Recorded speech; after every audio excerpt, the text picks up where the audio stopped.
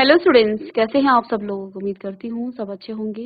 मैं Meena Rana ICT virtual class में आपका स्वागत करती हूँ। स्टूडेंट्स, हम पढ़ रहे हैं क्लास 7 की हिंदी और मल्हार बुक से हमने प्रीवियस लेक्चर में पानी रे पानी चैप्टर पढ़ा था। इसी चैप्टर के हम प्रश्न उत्तर करेंगे आज की क्लास में भी। तो चलिए चलते हैं स्मार्ट बोर्ड पर। चलिए स्टूडेंट्स, तो हमने कल की क्लास में भी इसी के कुछ प्रश्न कर लिए थे और आज भी हम इसी चैप्टर के प्रश्न उत्तर करेंगे। तो आइए, तो देखिए पंक्तियों पर हमने चर्चा करनी थी। कल हमने यहाँ पर मिलान वाला प्रश्न कर लिया था। अब हम इन्हीं के आगे के प्रश्न करेंगे जिसमें आपको पंक्तियों पर चर्चा करनी है। तो पंक्तियों पर क्या चर्चा करनी है, इस पाठ में से चुनकर कुछ पंक्तियां नीचे दी गई हैं। यानी कि इस पूरे पाठ से ही यहाँ कुछ पंक्तियां दी गई हैं। आपको इनके साथ अपने सहपाठियों के साथ पढ़ना है और उनके साथ चर्चा करना है। जैसे पानी आता भी है तो बेवक्त, ऐसा इस कहानी में कहा गया था कि अगर कभी पानी आ गया तो बेवक्त, या तो वो सुबह सुबह आ जाता है या देर रात आता है। तो यह वाक्य पानी की असमान उपलब्धता की ओर इशारा करता है, कभी जरूरत से ज्यादा तो कभी बिल्कुल नहीं। देश के कई हिस्सों में तो अकाल जैसी हालत बन जाती है। तो देखिए, इसका तात्पर्य यह है कि पानी की कमी से सूखे जैसी स्थिति बन जाती है। कुछ दिनों के लिए सब कुछ थम जाता है। जब अधिक बारिश होती है तो बाढ़ आती है तो जनजीवन प्रभावित होता है। देखिए, बहुत जब बारिश होती है, बाढ़ आता है तो जनजीवन जो है प्रभावित हो जाता है। लोग घरों से बाहर नहीं निकल पाते हैं। जैसे कि आजकल बारिश की वजह से स्कूल बंद कर दिए गए हैं ताकि बच्चे अपने घर में सुरक्षित रहे, है ना। तो जनजीवन जो है प्रभावित तो हो रहा है। अकाल और बाढ़ एक ही सिक्के के दो पहलू हैं।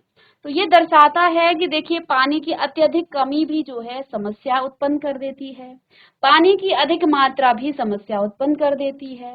तो दोनों से ही हमें समस्याएं हो सकती हैं। इसलिए ये एक ही सिक्के के दो पहलू हैं, है ना। चलिए, अब कुछ प्रश्न हैं सोच विचार के लिए। मतलब आपने सोच विचार करना है, इन प्रश्नों के उत्तर देने हैं। लेख को एक बार पुनः पढ़िए और निम्नलिखित के विषय में पता लगाकर लिखिए। पाठ में धरती को एक बहुत ही बड़ी गुल्लक क्यों कहा गया है। तो इस पाठ में लेखक ने बताया कि जिस प्रकार से आप एक गुल्लक को घर में रखते हैं और धीरे धीरे उसमें सिक्के, पैसे, रुपये आप जमा करते हैं और जरूरत पड़ने पर आप उस गुल्लक के पैसों को निकाल लेते हैं, इसी प्रकार हमारी धरती के अंदर भी एक गुल्लक की तरह पानी का बहुत बड़ा भंडार है, जहां पर वर्षा ऋतु में पानी इकट्ठा होता है। और ये पानी भला कहाँ से आता है?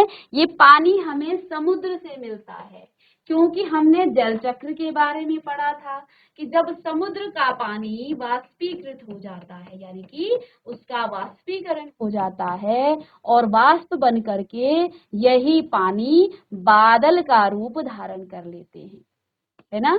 बादल बन जाते हैं, ठीक है। बादल बनने के बाद ये पुनः जो है धरती में, क्योंकि समुद्र तो दूर होगा धरती से, तो जहां पर ये क्या होगी, वर्षा होगी, उसके नीचे, जमीन के नीचे मिट्टी के कणों से ये पानी क्या हो जाता है, इकट्ठा हो जाता है, ठीक है। यहाँ पर इकट्ठा हो जाता है। जो समुद्र का पानी था उसका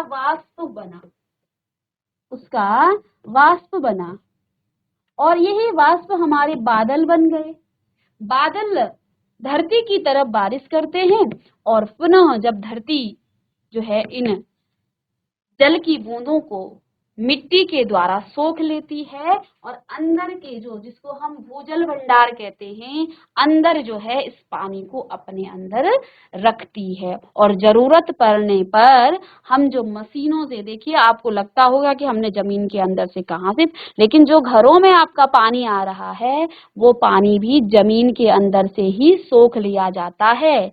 आपके एरिया में एक बहुत बड़ा टंकी बनाया जाता है ना।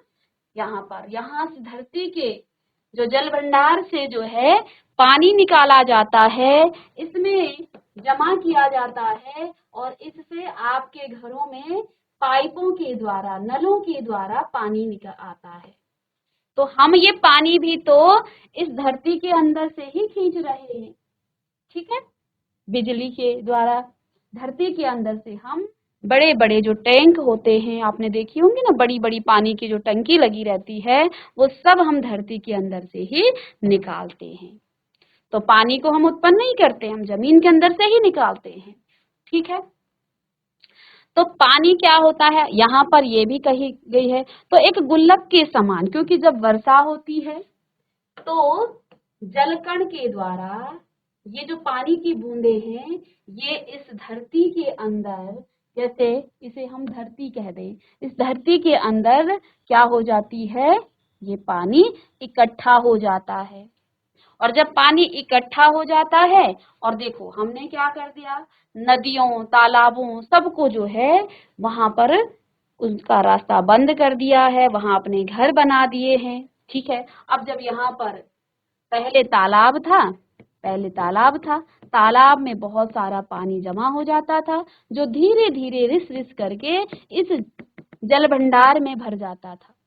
लेकिन अब हमने सभी जगह अपने घर बना दिए हैं, तो वो पानी जिसने यहाँ नीचे जमा होना था, वो अब सीधे बहकर पुनः जो है समुद्र की तरफ चला जाता है, और गर्मियों में हमें पानी की समस्या से जूझना पड़ता है, ठीक है।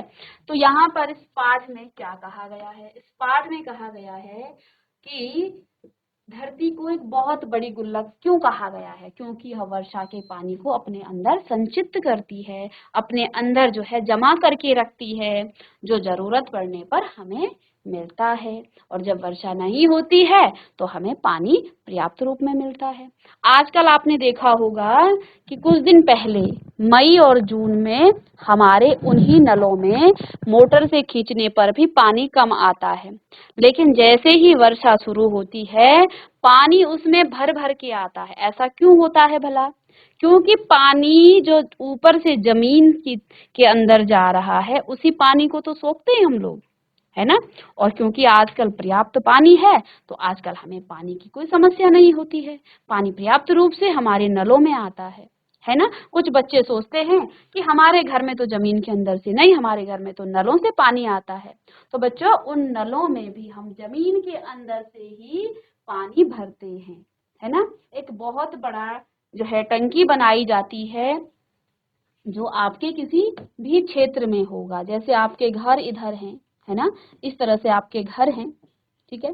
तो इन घर के आसपास में जो है कहीं आपको बहुत बड़ी टंकी इस तरह से बनाई जाएगी, और ये टंकी में पानी कहाँ से लिया जाता है, धरती के अंदर से, और इसी टंकी से जो है नलों के माध्यम से हमारे घरों में पानी आता है, ठीक है। तो ऐसा नहीं है कि हम पानी हमें नल से मिल रहा है, नल से नहीं, हम जमीन से ही उस पानी को भी खींच रहे हैं, ठीक है।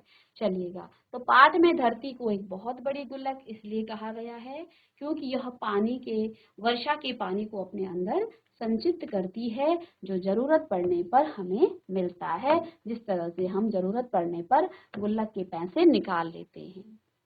जल चक्र की प्रक्रिया कैसे पूरी होती है, तो हम बार बार कल भी बताया था हमने कि जल चक्र की प्रक्रिया इस प्रकार पूरी होती है कि समुद्र से भाप उठती है, बादल बनते हैं और फिर वर्षा होती है, और वह पानी नदियों झीलों के जरिए फिर समुद्र में पहुंच जाता है। यानी कि समुद्र का पानी समुद्र में पहुंच जाता है, वो अपना रूप बदलता है, कभी वाष्प के रूप में, फिर बादल के रूप में, फिर बारिश के रूप में, और फिर नदियों के माध्यम से वो पुनः जो है कहाँ पहुंच जाता है, फिर समुद्र में पहुंच जाता है, ठीक है।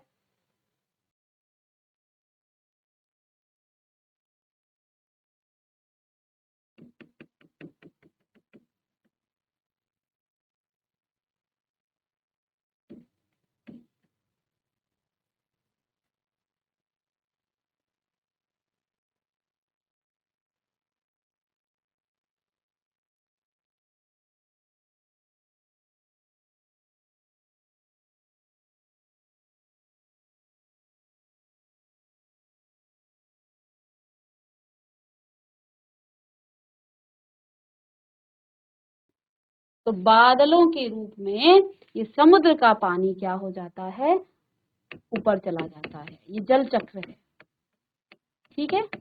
और जब ये बादल बरसते हैं, जब ये बादल बरसते हैं तो नदियों के द्वारा, ये आपकी नदी है ना, ये नदी के द्वारा पुनः उस समुद्र तक चला जाता है वो पानी, ठीक है।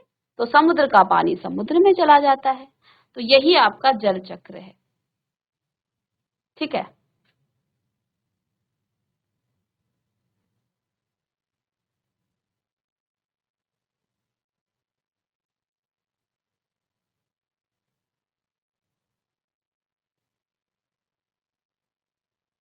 नेक्स्ट प्रश्न है, यदि सारी नदियां, झीलें और तालाब सूख जाएंगे तो क्या होगा।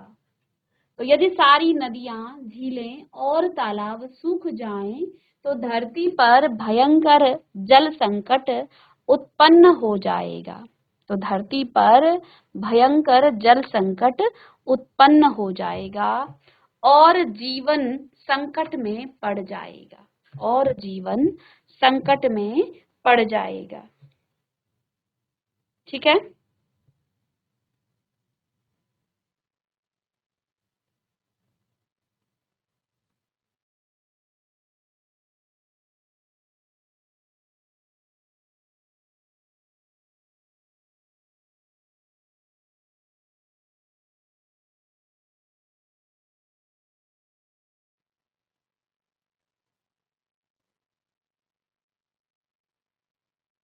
चलिए, पाठ में पानी को रुपयों से भी मूल्यवान क्यों बताया गया है। कई गुना मूल्यवान, यहाँ पर आप कई गुना लिखेंगे, है ना। पाठ में पानी को रुपयों से भी कई गुना मूल्यवान क्यों बताया गया है। चलिएगा, पाठ में ऐसा क्यों कहा गया है कि पानी रुपयों से भी कई अधिक मूल्यवान है। पाठ में पानी को रुपयों से भी कई गुना मूल्यवान इसलिए बताया गया है क्योंकि पानी के बिना जीवन असंभव है, जबकि रुपयों से सब कुछ नहीं खरीदा जा सकता है, ठीक है। तो आपके पास चाहे कितने भी रुपये क्यों ना हो, लेकिन आप जल के बिना जीवित नहीं रह सकते हैं, है ना। हर व्यक्ति को लगता है कि वो जो है पानी से सब कुछ खरीद सकता है, नहीं, पैसे से सब कुछ खरीद सकता है, नहीं। हमारे जीने के लिए कितने भी हमारे पास रुपये क्यों ना हो जाए, यदि हमने प्रकृति के साथ ज्यादा छेड़छाड़ की, हमने पेड़ों को नुकसान पहुंचाया, तो हमें ऑक्सीजन की कमी हो जाएगी। हमारे इस धरती पर फिर पेड़ यदि नहीं रहे तो हमें सांस लेने के लिए हवा नहीं मिलेगी, और सांस लेने के लिए हवा नहीं मिलेगी, हमारा दम घुट जाएगा और सभी जीव जंतु प्राणी समाप्त हो जाएंगे।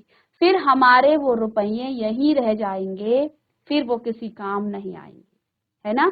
तो इसलिए प्रकृति जो है सबसे मूल्यवान है, और इस प्रकृति का संरक्षण करना हमारा फर्ज है। हमें अपनी प्रकृति का संरक्षण करना चाहिए और इसको बचाए रखना चाहिए, इसका हमें ध्यान रखना चाहिए। लेकिन मनुष्य स्वार्थी होता जा रहा है, वो अपने रुपयों, पैसों, धन दौलत को ही संभाल कर रखता है, प्रकृति का ख्याल उसको नहीं आता है कि अगर, ठीक है।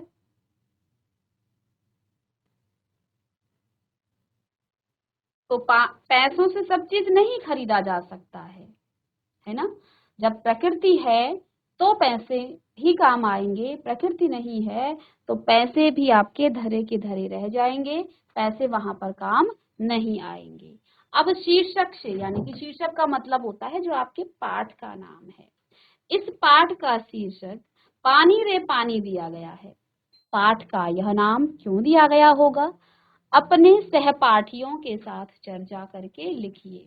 अब इस पाठ का जो नाम दिया गया वो दिया है पानी रे पानी। ऐसा क्यों दिया गया होगा? अपने सहपाठियों के साथ, जो भी आपके क्लास में बच्चे हैं उनके साथ आपको चर्चा करना है और उत्तर लिखना है। ठीक है।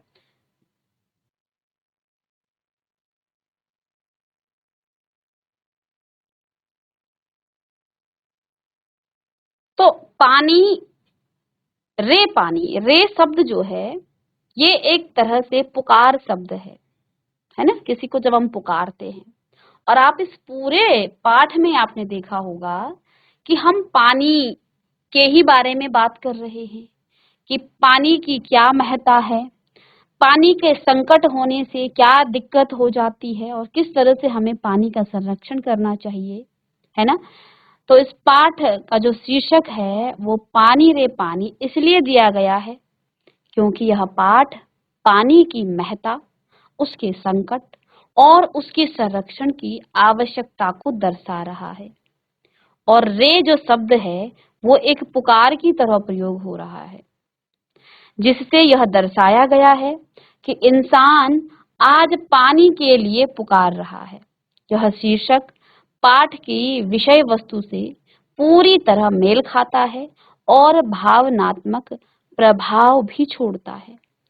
कारण यह है कि यह नाम पाठ के भाव और संदेश को प्रभावी ढंग से प्रकट करता है कि पानी अब दुर्लभ हो गया है और हमें इसके संरक्षण के लिए गंभीरता से प्रयास करना चाहिए।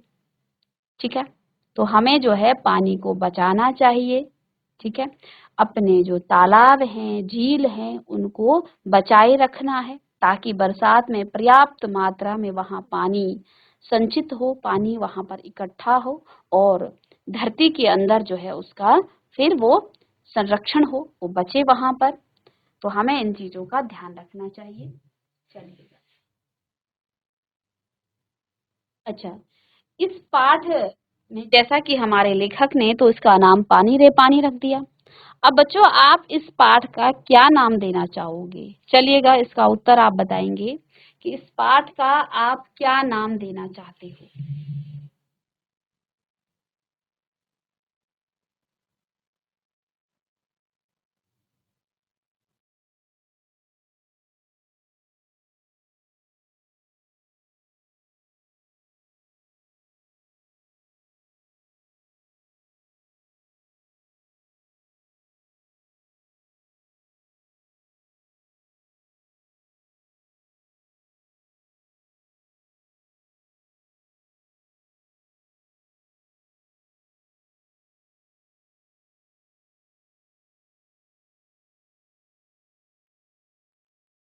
चलिए, तो मैं इस पाठ को यह नाम देना चाहूंगा या चाहूंगी, बूंद बूंद की कीमत। है ना। पानी की एक बूंद बूंद की कीमत आप उनसे पूछिए जब गर्मी से बेहाल लोग जो हैं पानी की लंबी कतार में खड़े रहते हैं। है ना। तो कारण यह है कि यह नाम इस बात को रेखांकित करता है कि आज हर बूंद पानी, हर पानी की जो बूंद है वो कीमती है। पाठ में जिस तरह पानी की कमी और उसके दुष्परिणामों की चर्चा हुई है, यह दर्शाता है कि पानी अब पहले जैसी सुलभ वस्तु नहीं रह गई। यह शीर्षक पाठ के संदेश को सरल और प्रभावी रूप से में प्रस्तुत करता है। तो ऐसा भी आप देख सकते हैं, बूंद की कीमत, बूंद बूंद की कीमत, या फिर कोई और शीर्षक आपके दिमाग में आ रहा हो तो आप उसे लिख सकते हैं। ठीक है।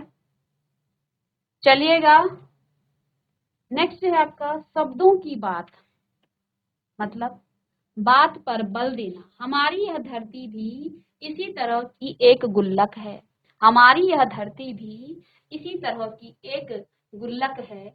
हमारी यह धरती इसी तरह की एक गुल्लक है। इन दोनों वाक्यों को ध्यान से पढ़िए और दूसरे वाक्य में कौन सा शब्द हटा दिया गया है, उस शब्द को हटा देने से वाक्य के अर्थ में क्या अंतर आया है पहचान कर लिखिए। यह धरती, हमारी यह धरती इसी तरह की एक गुल्लक है। ठीक है। और हमारी यह धरती भी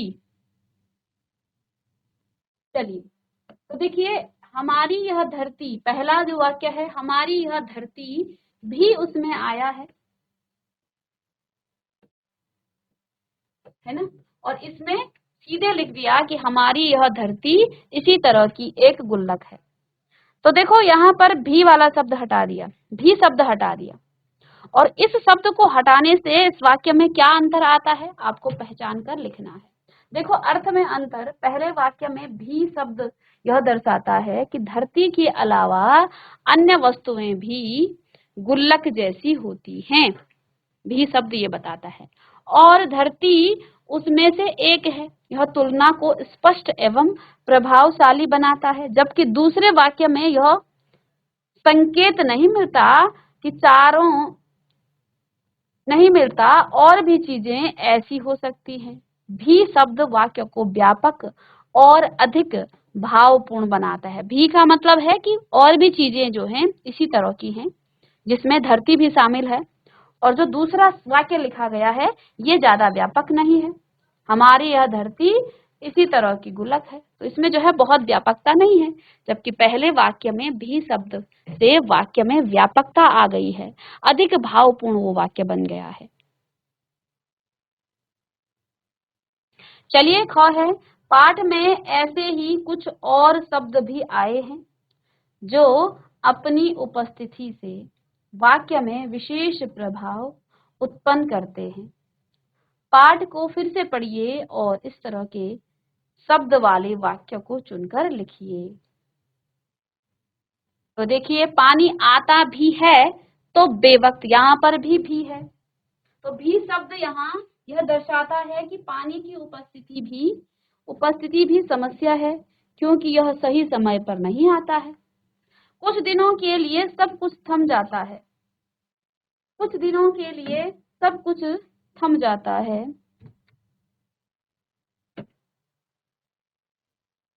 इसका मतलब क्या हुआ? सब कुछ का मतलब है सब ज्यादा, शब्द जो है शब्द ज्यादा व्यापक और असर दिखाने के लिए प्रयुक्त हुआ है। अकाल और बाढ़ एक ही सिक्के के दो पहलू हैं। एक ही सिक्के के दो पहलू एक मुहावरे के रूप में प्रयुक्त होकर अर्थ को प्रभावशाली बनाता है। पानी को रुपयों से भी अधिक, कई गुना ज्यादा मूल्यवान बताया गया है। कई गुना ज्यादा शब्द यह दिखाते हैं कि पानी का मूल्य केवल आर्थिक दृष्टि से नहीं, जीवन के दृष्टिकोण से भी बहुत अधिक है। ठीक है, चलिएगा, इसके उत्तर आप लिख लें।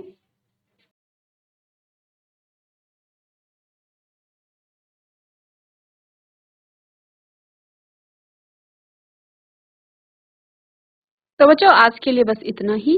नेक्स्ट क्लास में हम आगे के प्रश्नों को डिस्कस करेंगे। मिलते हैं नेक्स्ट लेक्चर में, तब तक के लिए thank you and have a nice day.